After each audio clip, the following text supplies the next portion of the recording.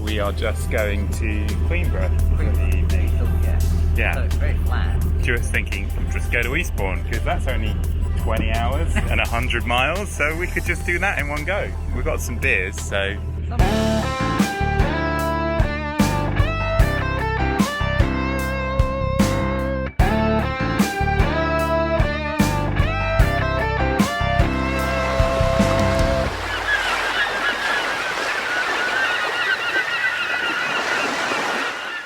I'm going to make fajitas this evening. Fajitas, which is something to look forward to, although we've pretty much eaten the nachos already.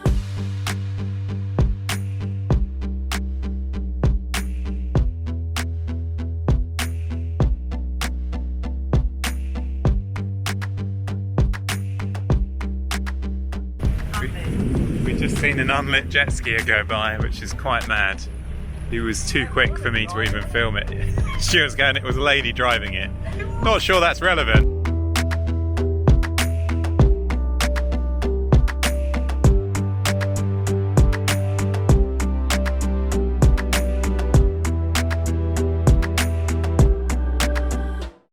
We left this morning at 5:23 at Queenborough. Skipper said he was going to leave at 4, didn't you, Skip?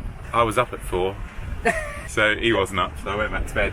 And then he left of his own accord at 5:23. Skipper keeps his own hours.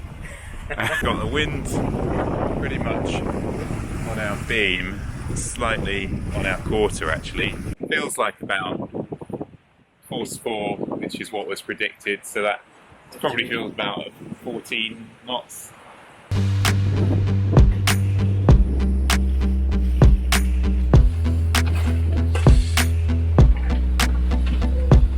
It is raining quite a lot, and Stuart's got this lovely hood which we put up.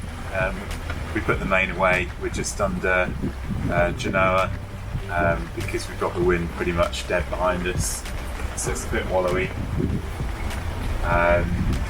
We're debating whether we're going to go to Ramsgate now, because what do we think about thunder and Very, very quiet.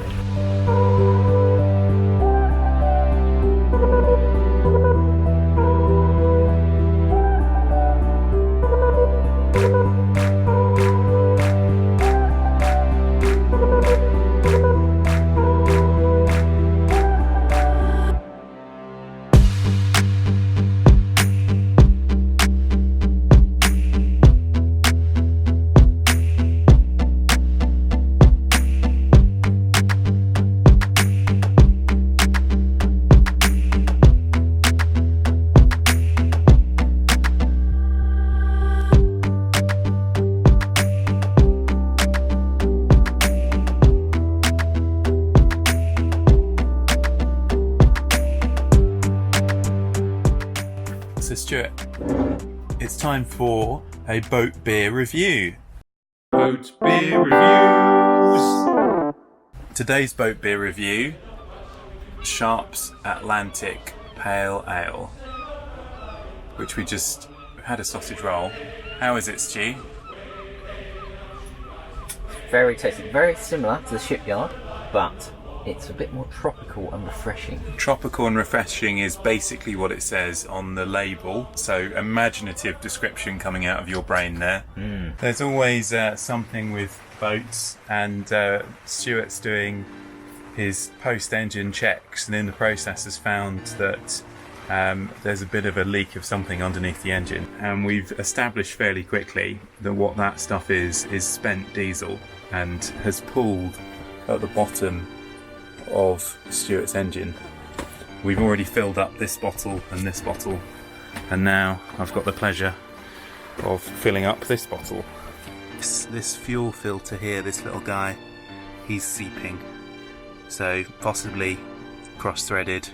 We have our 5 litres of spent fuel to deal with, and some rubbish, and to go and pay a berthing, and to buy a replacement fuel filter, hopefully, from the chandlery. Come in here looking for somewhere to dispose of the diesel, and I've come across this. Looks amazing. I've just come back from a shower, although I needn't have bothered because it's showering outside still. And who should I find on the pontoon but the skipper's dad, who has come to the rescue to check out the engine. It's the pipe that runs from the tank to the fuel filter. He's undone that and put it back on. He's replaced some of the washers so it should be tighter, and the engine's going, and that sounds a lot better than the rest.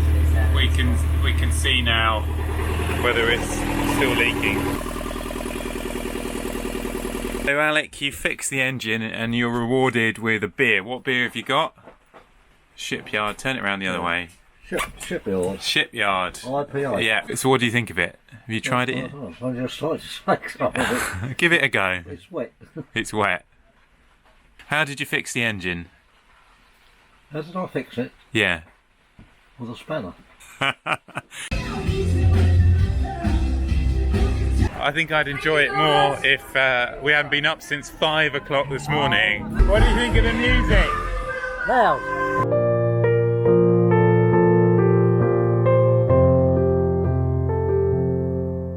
Gourmet cuisine this morning, courtesy of the skipper. Thanks for rescuing us. Excuse me. Hi. We've made an executive decision not to try for Eastbourne, but just to go to Dover today, because of the engine troubles, etc.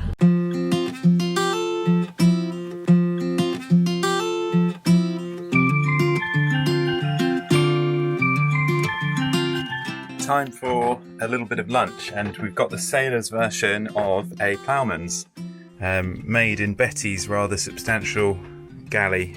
There you go, skipper. What do you think? That looks amazing. Thank you It looks very much. alright.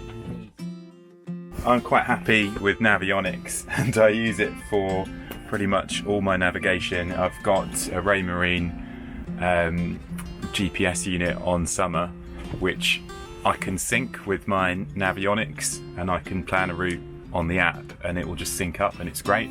But Stuart likes his chart plotter, which is a Garmin. It's old. It's like me. And you have to push all of these strange buttons on the side. That's not touchscreen, is it? You can't touch that. And then what we've had to do is this very tedious process where I've decided on a waypoint, but I've had to read out the coordinates for Stuart to put painstakingly into this little device. And then he just said, "Oh, I think I might not have put one in, or I hit cancel or something." But it's fine because we just used the iPad. But he's not happy.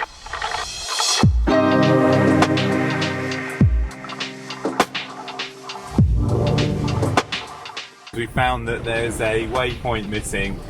Stuart says, "Oh, it's taking me very close to land. Oh, it's taking me over the land, so that's not good." I think that's because it's a fallible system, because it requires a lot of human entry to try and get it right. And this was the human responsible for putting them in.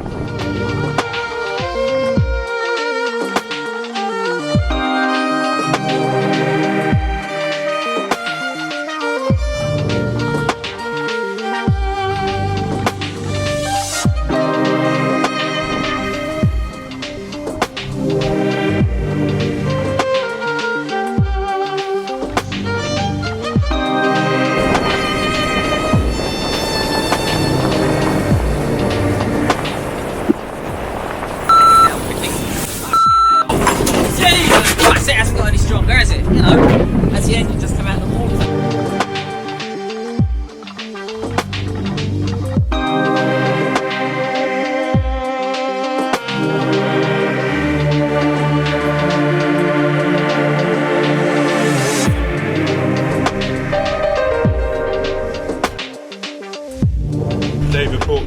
Dover Port Control, this is Yacht Betty, over. Second control, you just stand by there, please. Stand by, there is a couple of ferry movement. Connection. To the south, one to the side. Copy again, approach the two large planes.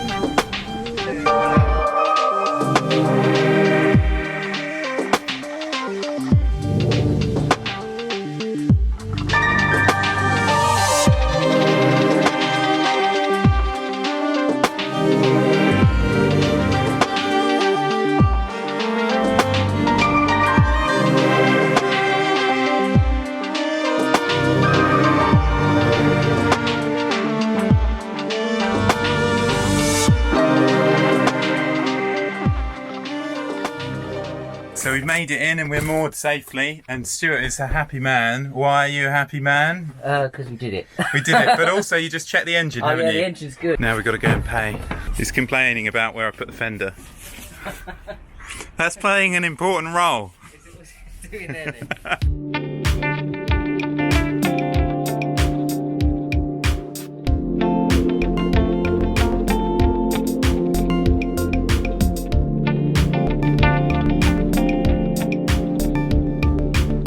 Brand new lock. Never seen a brand new lock before. It looks great, doesn't it? Really impressive. Really cool, complex. Empty Marina. Brand new.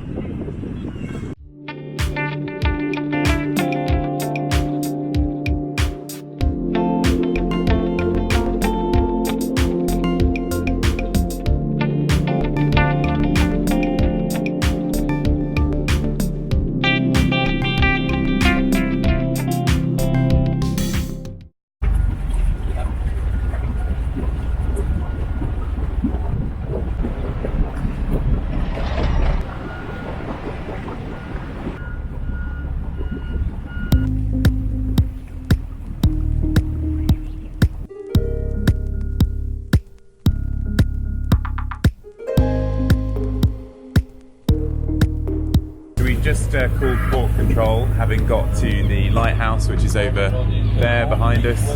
We were asked to wait here, and having arrived and asked for permission to leave, they said that's fine, you can leave, which is perfect. So we're off.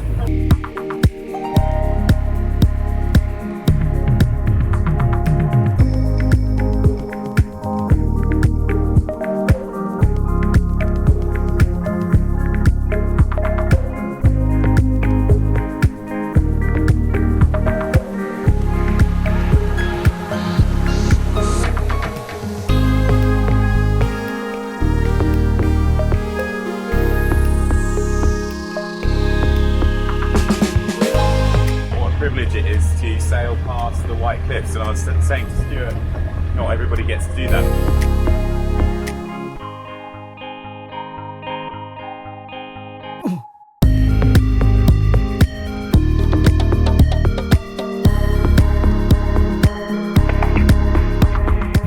Behind us is Warmer Castle, which is one of my favourite castles. It's a great place to visit. It's got lovely gardens. You can sit up in a deck chair and overlook where we are, overlook the sea, and have a nice cup of tea. But also, what it's probably most famous for, and what you can see if you go there, is actually it's where the Duke of Wellington passed away, and he's got his original kind of camp bed there from when he was out in the Peninsular Wars, which he took everywhere with him, and it's set out there. It's quite a moving space, so definitely worth a visit.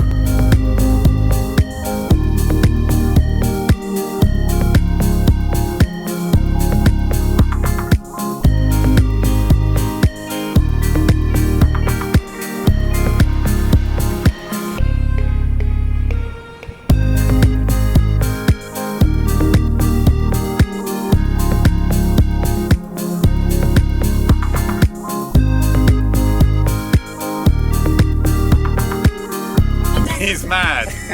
I'm sailing with a madman.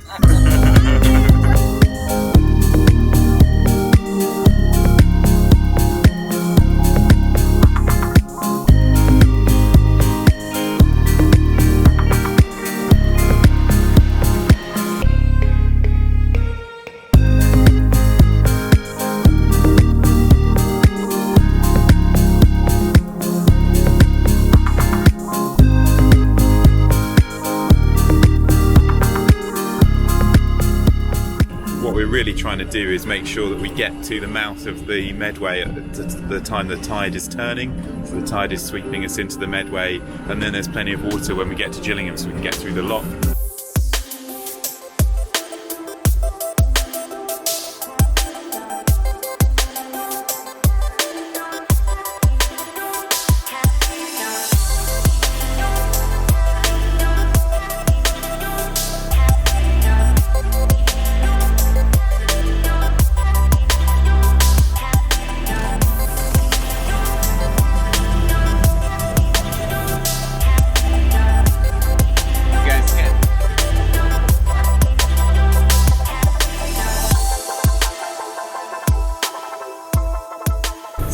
it's time for another boat beer review. Boat beer reviews. Today's boat beer is a Liberty Ale, which is made by the Anchor Brewery Company. It's an American beer made in San Francisco. I like the steam beer, it's really nice, but let's see what Stuart thinks. This is fantastic. I do like this very much. It's nice. It's not too strong. It's hoppy. Really tasty. Very good. Very good. Yeah, it's Stuart's right, and the thing I like about it, it's got really nice kind of toffee notes, caramel notes. It's almost sweet. It's almost like, yeah, it's almost like a Belgian beer. If you like Belgian beer, 5.9%, which is relatively strong, particularly for American beers, because they don't normally like it strong, do they? Particularly for a boat beer. For a boat beer, we need to keep our wits about us. But yeah, it's great. We're having it with lunch, so it's good for good lunchtime beer.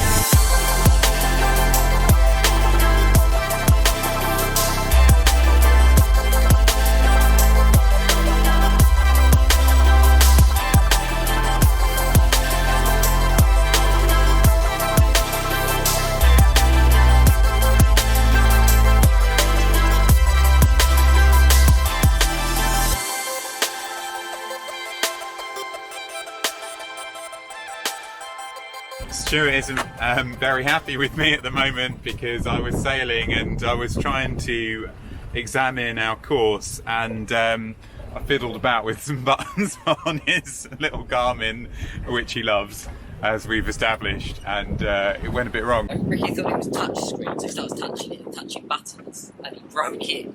His arm started to switch on and off. I had to cross boot it, whatever you call it.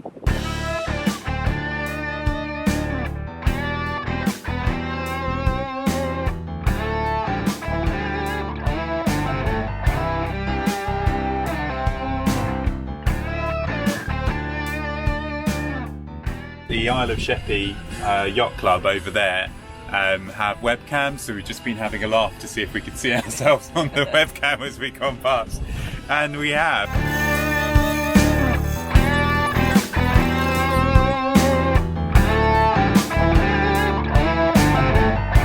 We're just on our final run up the river now towards Gillingham Reach and to the Marina.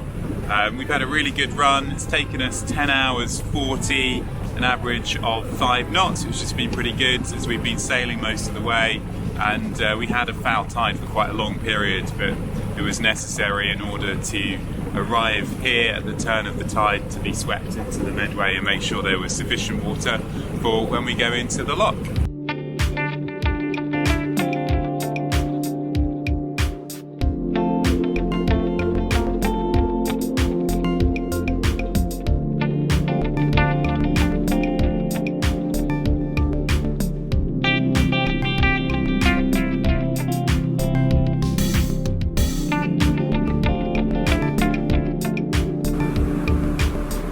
Hope you enjoyed this video. We had a lot of fun making it. If Sailing Summer Breeze makes you feel fine, then tap to subscribe.